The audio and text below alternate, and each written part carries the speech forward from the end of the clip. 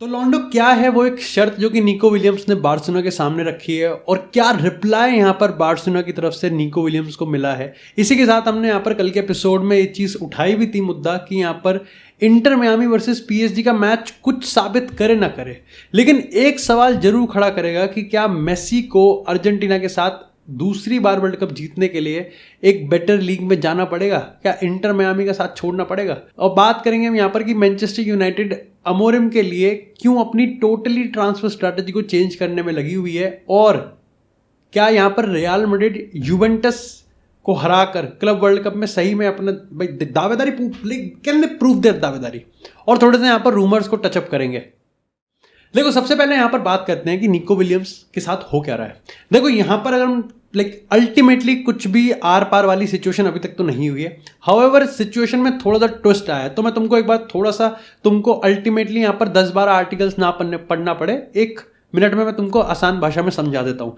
सबसे पहले यहाँ पर जैसा तुमको पता है कि एथलेटिक बिल्बाओ ने पब्लिकली इस चीज़ को मान लिया है कि उन्होंने यहाँ पर बार्सिलोना के अकाउंट्स को वेरीफाइड, यहाँ पर जिस तरीके से वो रिलीज क्लॉज पे करेंगे, उन्होंने ला लीगा से अपील करी है ऑफिशियली कि यहाँ पर बार्सिलोना के अकाउंट्स पे पैनी नजर होनी चाहिए कि वो यहाँ पर कुछ भी घपला नहीं करें। इसी के साथ यहाँ पर ला लीगा के प्रेसिडेंट जेवियर तेबस, जो कि हमेशा से पीछे भी पड़े रहते हैं बार्सिलोना के, उन्होंने ये चीज़ मानी है कि बार्सिलोना 1:1 में नहीं है। उन्होंने कहा कि वो कुछ भी कहते रहे लेकिन 1:1 में नहीं है, और जब तक वो 1:1 में नहीं होंगे वो तब तक यहाँ पर निको विलियम्स को खरीद नहीं सकते। इसी के साथ एक सोर्सेज ने कंफर्म किया कि भाई निको विलियम्स ने बार्सिलोना के सामने ये शर्त रख दी है कि भाई वो तभी साइन करेगा जब यहां पर उसको ये गारंटी दी जाएगी। अब ये आई थिंक 2-3 आर्टिकल मैंने पढ़े और उनमें से किसी ने भी ये रिटर्न में नहीं लिखा, मतलब कि उसको गारंटी रिटर्न में चाहिए, वर्बली चाहिए, कैसे चाहिए, ड्राफ्ट चाहिए, पता नहीं क्या चाहिए, बट उसको गारंटी चाहिए बार्सिलोना की तरफ से कि यहां पर वो रजिस्टर्ड हो जाएगा और उसका हाल पाओ विक्टर और डेनी ओल्मो की तरह नहीं होगा। वहीं रिप्लाई में यहाँ पर बार्सिलोना के जो भी करता धरता है उन्होंने यहाँ पर यह कहा है कि भैया देखो हम पिछले साल की तरह एक सोप ओपेरा यहाँ पर हम यहाँ पर गाना बजाना नहीं करेंगे। भाई देखो सीधी सी बात है, देख निको विलियम्स तुझे बार्सिलोना चाहिए, बार्सिलोना को तू चाहिए, सिंपल सी बात है, इस मामले को हम ज़्यादा घसीटेंगे नहीं। वो कह रहे हैं कि यहाँ पर भाई तुम अपनी तरफ से ग्रीन लाइट दो, सब चीज़ कंफर्म करो, जो करना है पहले सोच लो, लेकिन हमको अगले कुछ दिनों में प्रॉपर ग्रीन लाइट चाहिए, नहीं तो बार्सिलोना मूव ऑन कर जाएगी निको विलियम्स से। माइंड यू, ये बार्सिलोना एथलेटिक बिल्बाओ, क्योंकि उनका तो कुछ है ही नहीं, बार्सिलोना एथलेटिक बिल्बाओ के बीच का कुछ मामला ही नहीं है। बार्सिलोना को ला लीगा में जाना है, वहाँ पे करना है और वो प्लेयर उनका हो जाएगा। तो ये जितना भी ये बैक एंड फोर्थ टेंशन है उसका कोई मतलब नहीं है। बार्सिलोना निको विलियम्स के बीच की कॉन्वर्सेशन जो कि हाईली रिपोर्ट की जा रही है स्पेन में कि भाई बार्सिलोना यहाँ पर चाहते हैं कि निको विलियम्स जल्दी से जल्दी हाँ करे और कुछ डिले ना करे। निको विलियम्स गारंटी चाहता है कि भाई वो रजिस्टर होगा कि नहीं होगा, ठीक है। वहीं जेवियर तेबस लगा पड़ा है कि भाई देखो वो 100 मिलियन खर्च करे, 50 मिलियन खर्च करे, 500 करें, कर लें, लेकिन पहले कमा तो लें। इसी में ये लेटेस्ट अपडेट है कि यहाँ पर बार्सिलोना के जो ऑफिशियल ऑडिटर हैं उन्होंने यहाँ पर ये चीज़ शायद से कंफर्म होती हुई दिख रही है, क्योंकि रिपोर्ट्स ऐसी आ रही है कि यहाँ पर वो 100 मिलियन को इंक्लूड करने वाले हैं नेक्स्ट सीजन के अकाउंट में, गिवन द फैक्ट कि यहाँ पर कुछ 400-450 की वीआईपी सीट्स जो बेची हैं बार्सिलोना ने वो 100 मिलियन में बेची हैं और उसका पैसा यहाँ पर वो अकाउंट्स में डालेंगे, जिससे 1:1 ऑलमोस्ट बार्सिलोना आ जाएगी। ऑलमोस्ट क्या, मोस्ट प्रोबेबली आ ही जाएगी और कंफर्म हो जाएगा। लमीन यमाल को भी आई थिंक जब तक तुम ये वीडियो देख रहे होंगे नंबर 10 जर्सी वाली अनाउंसमेंट या तो हो चुकी होगी या होने वाली होगी। लेकिन बात करते हैं यहाँ पर the biggest news of the day की कि क्या लियोनेल मेसी को वर्ल्ड कप के लिए बढ़िया प्रिपेयर होने के लिए यहाँ पर इंटर मियामी को छोड़ना पड़ेगा। अब ये मामला तुम कह सकते हो कि रूमर भी हो सकता है, प्रोपेगेंडा भी हो सकता है, बट ये है कि तुम्हारी मेरी जोड़ी चल तो जाती है, क्योंकि हमने कल के कमेंट सेक्शन में भी तुमने इस चीज़ पर जरूर बात करी थी और मैंने भी वीडियो में इसको बढ़िया उठाया था कि भाई देखो मेसी 38 का है और मेसी को अगले साल वर्ल्ड कप में प्रॉपर यहां पर शार्प होने के लिए do he needs to change his team, क्योंकि कंपटीशन लेवल नहीं है।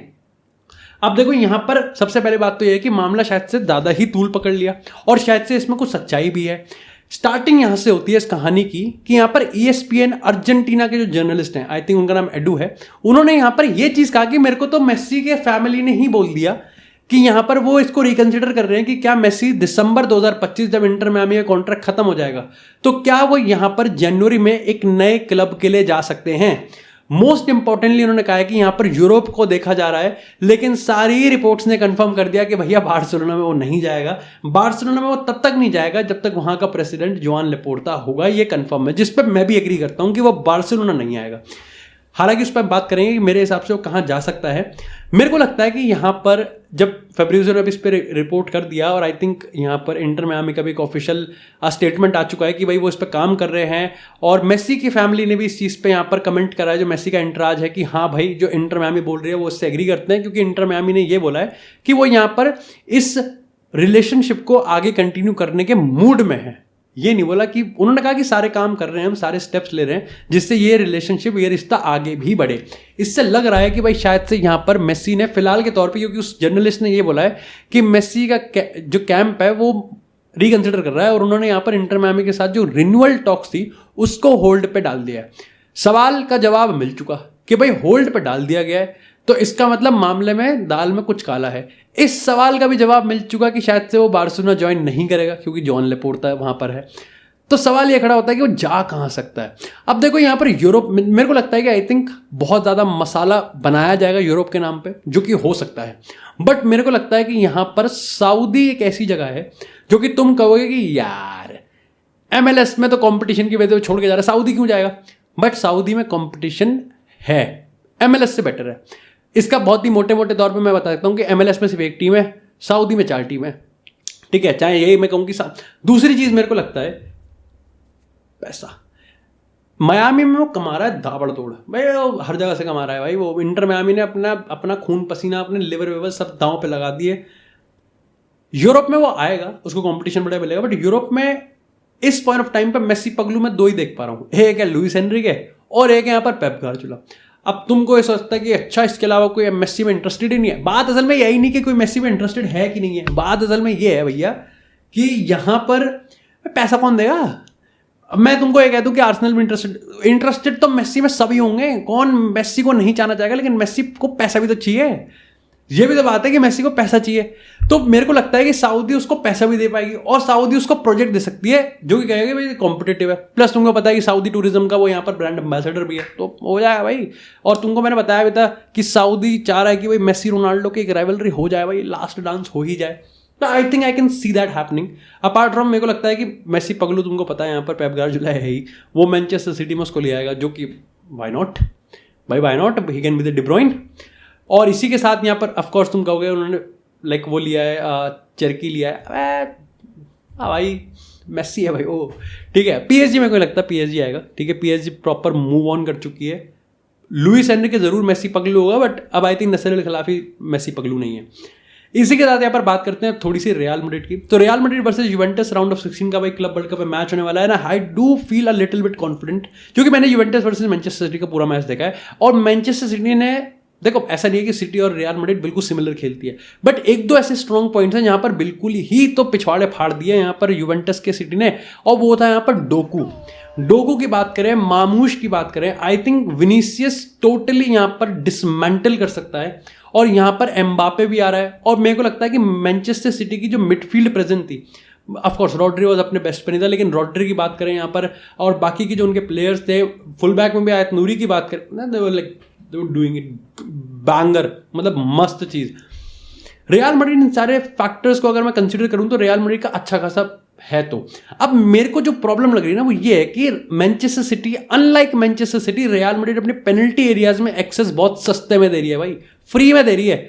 और यूवेंटस के पास, चाहे हम यिल्दिज की बात करें और बाकी प्लेयर्स की बात करें, दे डू हैव प्लेयर जो कि यहाँ पर गोल मार सकते हैं। क्लब वर्ल्ड कप के स्टैटिस्टिक्स बता रहा हूं मैं, इस समय 30 शॉटों में उन्होंने 11 गोल मारे, जो कि सबसे ज्यादा बढ़िया कन्वर्जन है पूरे 32 टीमों के टूर्नामेंट में। सिर्फ 30 शॉटों में वो 11 गोल मार चुके हैं, बहुत बढ़िया नंबर है ये। तो वो काइंड ऑफ इफेक्टिवनेस जो है ना, वो बहुत तगड़ी चीज है। इसी के साथ यहाँ पर भाई लिवरपूल का मैं बोलना चाहता हूँ, और मैं तुमको लिवरपूल के ही पर्सपेक्टिव से बोलना चाहूँगा, ना कि मैं रियल मैड्रिड के लाइक ये खबर को मैं तुम्हारे सामने लेके आ रहा हूँ just because I am a real Madrid fan. तो हाल ही में मैं दिस इज एनफील्ड पढ़ रहा था लिवरपूल के लिए, और वहाँ पे मेरे को बहुत बढ़िया आर्टिकल मिला कोनाते वाला। तो उन्होंने यहाँ पर 500 शब्द लिखे, और 500 शब्द उन्होंने लिखा कि रियल मैड्रिड जो भी कर रही है वो बहुत ही बेशर्मी से कर रही है, उनको कोई बोलना नहीं चाह रहा, रियल मैड्रिड ऐसे चल रही है, बाप का राज चल रहा है। उन्होंने बहुत सारी चीज़ें बोली कि ये क्या है, ये रूडिगर हो गया, आलाबा हो गया, एम्बापे हो गया और ट्रेंट हो गया, ये क्या बेशर्मी है। आई डू एग्री कि रियल मैड्रिड का ये स्ट्रेटेजी है that Real Madrid tends to sign players for free, but वो अगेन पैसा बचता है। मेरे को ऐसा लगता है कि यहाँ पर रियल मैड्रिड इसके लिए ओवरहिट की जाती है, क्योंकि अगेन पहली चीज ये है कि रियल मैड्रिड यहां पर ये मानती है कि भाई जो बिड्स है ना वो बिडिंग वॉर में जा नहीं सकती, वो बिडिंग वॉर में यहां पर जाना चाहती नहीं है। दूसरी चीज ऑफकोर्स मैं तो कहूंगा नहीं कि रियल मैड्रिड दूध की दूल्ही, रियल मैड्रिड ऑफकोर्स पैसा बचाती है, लेकिन ये तो बाकी क्लब्स भी करना चाहेंगे ना। क्या यहाँ पर लिवरपूल फ्री एजेंट साइन नहीं करती, क्या यहाँ पर बार्सिलोना फ्री एजेंट साइन नहीं करती? और जो इसमें एक एलिगेशन भी है कि रियल मैड्रिड यहाँ पर एक प्रॉपर लाइक मीडिया प्रोपागेंडा चलाती है, वो यहाँ पर कहीं ना कहीं ट्रेंड के रिगार्डिंग भी प्लेसमेंट देखो, और ऑफकोर्स ट्रेंड के रिगार्डिंग तो सबसे बड़ा मुद्दा यही था कि उसको स्पेनिश कैसे आ गई, तो ये तो सब करते हैं। अब बार्सिलोना निको विलियम्स में नहीं करते, इसी के साथ यहाँ पर बाकी नहीं करते, सब करते हैं भाई I think, but real Madrid इसको बहुत इफेक्टिवली और एफिशिएंसी के साथ कर सकती है। हाउएवर मेरे को लगता है कि स्पाइट ऑफ सेइंग कि रियल मैड्रिड भाई बहुत बेशर्म हो और ये वो है, मैं कह रहा हूँ थोड़ा अपने उसमें झांक लें, and this is I am saying from their perspective कि कोनाते जैसी सिचुएशन को बहुत बड़ा सवाल उठ रखा है वहां पर कि भाई कोनाते वाली सिचुएशन को कैसे यहाँ पर हम लोग डील करें, और हम तो नहीं चाहेंगे कि रियल मैड्रिड यहाँ पर फिर से लेके जाए, but it is just not real Madrid भाई, बार्सिलोना भी है रेस में, रियल मैड्रिड भी है रेस में, बायर्न भी है रेस में, बहुत सारे क्लब्स है रेस में। मेरे को लगता है कि लिवरपूल अगर अपने पे थोड़ा ध्यान दे, और लिवरपूल बस दो ही ये काम कर दे कि या तो वो कोनाते हो गए कि भाई तेरे को करूंगा बेंच और तेरे को भेजूंगा स्टैंड में, अगले साल है वर्ल्ड कप बैठा रही हो यहाँ पर, और नहीं तो यहाँ पर अभी साइन कर, या फिर उससे कहो कि भाई एक काम कर साइन कर, नहीं तो हम तेरे को बेच रहे हैं इस season. Yes कोनाते is a very 50 60 70 million में शायद से ले लेगा, 50 मिलियन कोनाते के लिए बहुत कम लग रहा होगा, लेकिन it would be a statement, it would be a statement to every player, it would be a statement to Konate himself कि भाई तेरे को फॉर ग्रांटेड नहीं ले रहे। यस 50 की जगह 100 मिल जाते अगर उसके कॉन्ट्रैक्ट में 3 साल होते, लेकिन 50 मिल गए, लेकिन दो काम हो गए, एक तो 50 मिलियन में मिल गए, दूसरा यहाँ पर लिवरपूल ने अपनी ईगो भी रख ली और लिवरपूल ने अपना स्टैंड भी क्लियर कर दिया। आई थिंक उनको दो चीजों में से एक चीज तो करनी ही पड़ेगी, क्योंकि बाकी सारे क्लब्स तो देखो है ही ना, वो करेंगे ये चीज। Real Madrid have a big यहाँ पर attraction power than Liverpool, it's सब लाइक फैक्ट, बट मेरे को लगता है कि लिवरपूल को यस ये करना चाहिए और अपने स्क्वाड में लिवरपूल को अपनी वैल्यूज को प्रिजर्व करना चाहिए। इसी के साथ यहाँ पर बात करते हैं थोड़ी सी यहाँ पर मैनचेस्टर यूनाइटेड की। तो डेविड ऑर्नस्टीन ने यहाँ पर कंफर्म किया कि भाई मैनचेस्टर यूनाइटेड के एग्जीक्यूटिव्स ने एस्टन विला के एग्जीक्यूटिव से बात करी है कि भाई यहाँ पर हमको ओले वॉटकिंस चाहिए। अब ओले वॉटकिंस के लिए यहाँ पर इस जनवरी में आर्सेनल ने भी साइन करने की सोची थी कि 60 मिलियन का जो प्राइस है भाई वो तो हम नहीं कर सकते, हम तुमको 30 35 40 मिलियन दे सकते हैं, जो कि एस्टन विला ने कहा कि कांड मराओ। एस्टन विला अभी भी ये मानती है कि भाई देखो ओले वॉटकिंस एक तो इतना का बुढ़ा नहीं है, 27-28 साल का है, दूसरा ओले वॉटकिंस टेस्टमेंट है कि वो एक कंसिस्टेंट प्रीमियर लीग में गोल मारेगा, प्लस असिस्ट भी करेगा, उसके 16-17 गोल थे और यहाँ पर 8 असिस्ट थे। और मैनचेस्टर यूनाइटेड ऐसे ही प्लेयर को लेने में स्ट्रगल करी है, तो उन्होंने कहा कि भाई देखो 60-50 मिलियन देने पड़ेंगे। अब यहां पर यह भी था कि भाई अगर मार्कस रैशफोर्ड को उनको चाहिए as a permanent player Aston Villa को, तो भाई हमें तो ओले वॉटकिंस दे दो, लेकिन ऐसी भी डील नहीं हो रही। मार्कस रैशफोर्ड भाई साहब वापस आ रहे हैं और वो यहाँ पर साजन जी घर आए, वो यहाँ पर बार्सिलोना का वेट करेंगे। आई थिंक जिसलिए मैंने कहा था शुरुआत में क्या शायद से मैनचेस्टर यूनाइटेड स्ट्रैटेजी को चेंज कर रही है, क्योंकि उनकी स्ट्रैटेजी दो फैक्टर्स पर डिपेंड कर रही है। पहली चीज थी yes they are signing young players, तो वो बुढ़ों पे नहीं जा रहे, लाइक 30-35-40 पे नहीं जा रहे, वो ऐसे जॉनी एवंस वाली साइन नहीं कर रहे।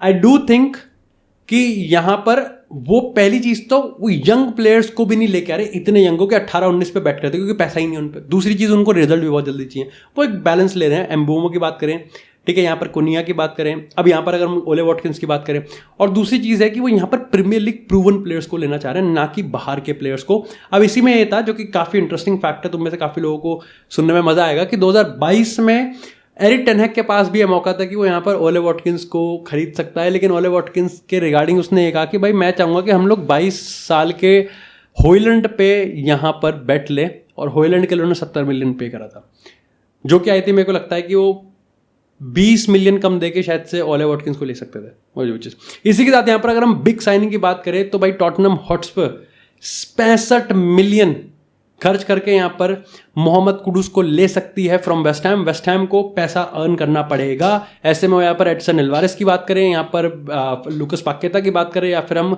कुडूस की बात करें, और कुडूस इसलिए क्योंकि जो उनका मैनेजर है ग्राहम पॉटर, वो ये मानता है कि भाई कुडूस भी राइट विंग पे बेस्ट खेलता है, लेकिन हमारे पास जेरार्ड बोवन है, तो ऐसे में वो यहाँ पर कर सकते हैं। रिलीज क्लॉज पहले 10 दिन के लिए 1 जुलाई से 10 जुलाई तक 85 मिलियन रहेगा, लेकिन वो ये मानते हैं कि भाई देखो वेस्ट हैम को पैसों की बहुत ज़रूरत है और शायद से 60 मिलियन में बात बन सकती है और टॉटनहम हॉटस्पर उस पर खर्च करने के लिए तैयार होती हुई दिख रही है। हाउएवर थोड़ी सी हेजिटेशन है वेस्ट हैम को कि भाई सीधा डायरेक्ट ट्रैवल को कैसे देते, लंदन क्लब हो जाएगा। आर्सेनल भी एवरेज इस पे जाती हुई दिख रही है, अगेन यहाँ पर भी 75-85 मिलियन का रिलीज क्लॉज है। मैनचेस्टर सिटी भी, मैनचेस्टर सिटी कितना खरीदेगी, पर भाई कितना खरीदोगे? आई होप कि ये तो सिर्फ रूमर ही रूमर हो। आई होप कि पेप गार्डियोला आके कहे कि भैंचो तो रूमर है, ये गंदा रूमर है, और जो रूमर बना रहा है ये उसको तो शर्म आनी चाहिए। मैनचेस्टर सिटी कितने प्लेयर खरीदेगी, कहाँ खिलाएगी? भैया फुटबॉल में सिर्फ 11 ही अवेलेबल है, लाइक एलिजिबल हैं, 11 ही अलाउड हैं, इससे ज़्यादा अलाउड भी नहीं है। मैनचेस्टर सिटी तो नहीं है ज़रूरत भाई, उनको अगले 30-40 साल से ज़रूरत नहीं है। आर्सेनल को ज़रूरत है। अब आर्सेनल के दो फैक्टर हैं, देखो वो मानते हैं कि रॉड्रिगो 90 मिलियन, ठीक है, एवरेज इज भी सेम, अगेन 25-30 मिलियन सस्ता, तो वहां पर एवरेज चीज जीत जाता है। रॉड्रिगो अगेन अब बिग लीडर है, of course like superstar rank, वो भी आ गया, सुपरस्टार वाली क्राइटेरिया में आ गया, तो उसका प्रीमियम पे करना पड़ेगा। दूसरी चीज रियल मैड्रिड से डील करना पड़ेगा भाई, वो रियल मैड्रिड से डील करना कोई आसान काम थोड़ी है। जो उसके फेवर में जाता है एवरेज के में, वो ये है कि भाई प्रीमियर लीग प्रूवन है, ठीक है। स्टैट्स की मैंने स्काई स्पोर्ट्स पे एनालिसिस पढ़ा था, मैंने दोनों के बराबर से ही ड्रिबलिंग्स हैं यहाँ पर।